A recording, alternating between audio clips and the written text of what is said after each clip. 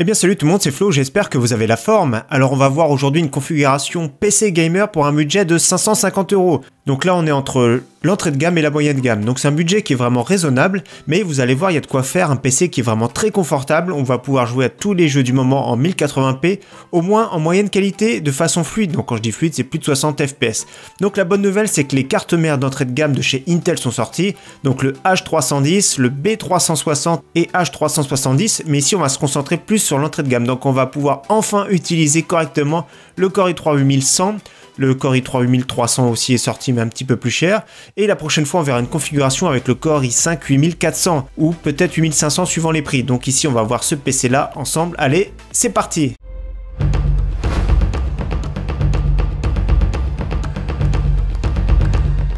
Alors c'est parti, ça se passe cette semaine sur le site hardware.fr. Donc j'essaierai très prochainement, peut-être mercredi prochain, une configuration un petit peu plus chère avec le Core i5 8400. Donc le Core i3 8100 est vraiment très bien. C'est un 4 cœurs, donc 4 threads, hein, il n'est pas hyper threadé celui-ci, mais il fait vraiment très bien le travail en jeu. Donc c'est sûr, si vous faites un peu plus de montage d'encodage, privilégiez un Core i5 1400 ou 1500X, voire les prochains qui arrivent très prochainement, les séries 2000. Donc celui-ci en jeu est équivalent plus ou moins à un Core i5 1500X, légèrement au-dessus à sa fréquence d'origine, mais c'est sûr si on overclock le Ryzen il sera un petit peu mieux. Donc c'est un processeur pour le prix 118 €, on l'a vu un petit peu moins cher, je l'ai vu même à 99 € sur Amazon, mais en ce moment je crois pas qu'il y soit. Donc 118 € ici, vous allez voir la configuration complète, c'est vraiment très équilibré. Je pense, pour moi personnellement, je pense que c'est vraiment très équilibré. Donc on le présente bien, il est vraiment très bien. On pouvait pas trop s'en servir jusqu'à présent parce que les cartes mères Z370 coûtaient minimum 110-115 €. Donc là vous allez voir que la carte mère ça a beaucoup baissé le prix. Donc on part sur le chipset d'entrée de gamme, donc le H310M, donc c'est une carte mère micro ATX. Donc le défaut de ces cartes mères là, c'est qu'il n'y a que 2 slots de RAM. Après voilà, on va se baser sur une configuration plutôt entrée de gamme, milieu de gamme, donc on va utiliser que 8 Go de RAM, mais il faudra y penser. Donc il y a tout ce qu'il faut juste pour faire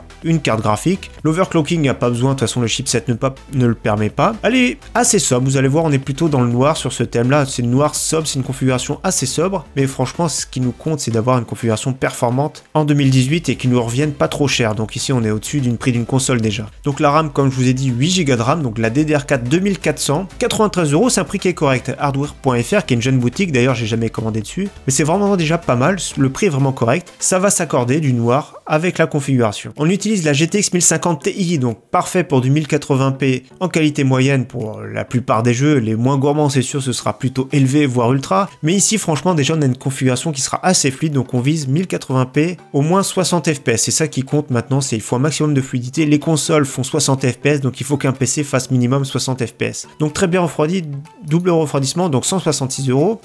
La version avec un seul ventilateur est 161 €, mais franchement pour 5 € je vous conseille de prendre celle-ci plutôt. Donc le disque dur, 1 Tera, on est sur du classique, on fait des économies là-dessus, c'est sûr que plus tard on pourra cloner, mettre un SSD, ce sera beaucoup plus confortable, mais pour le moment on fait des économies. 1 Tera, 7200 tours par minute, attention on a certains qui me demandent des configurations avec 5400 tours par minute. 5400 c'est très bien pour du stockage, c'est plus silencieux. Pour du système il faut minimum 7200 tours par minute, et en plus de ça le Seagate est plutôt silencieux, donc 1 Tera c'est le minimum. Alors pour 60 €, pour 15 € de plus on arrive à avoir 2 Tera, donc après ça c'est à vous de voir, mais voilà j'essaye de viser le budget 550 €. Le boîtier on est vraiment sur du très classique mais efficace, c'est une conception assez ancienne mais très efficace. 35 €, voilà c'est les prix un peu partout du Bitfenix Nova, donc ici j'ai choisi noir parce que la config est plutôt noire, mais aussi il existe en blanc. Après c'est une question de goût, si vous trouvez un autre boîtier entre 30 et 40 €, même à 50 € il y a des boîtiers qui sont vraiment très bien, ça peut valoir le coup de rajouter un petit peu. Bah, après on peut arriver sur une configuration à 600 €, mais déjà c'est un boîtier qui fait très bien le travail. On pourra mettre largement notre configuration, ici c'est du micro ATX je le rappelle, et plus tard peut-être garder ce boîtier et mettre une configuration ATX. Alors au niveau de l'alimentation, pour moi j'ai vu des articles récemment, donc j'ai fait le point justement sur mon site sur les alimentations et tout. Pour moi c'est la meilleure entrée de gamme qu'il y a actuellement, donc il n'y a pas mieux, surtout pour le prix de 35 €. Elle est vraiment très bien, c'est fabrication de chez eux, FSP, 420 watts 80+. Franchement c'est le top du top pour le prix, il n'y a pas mieux, donc ne cherchez pas. En plus de ça,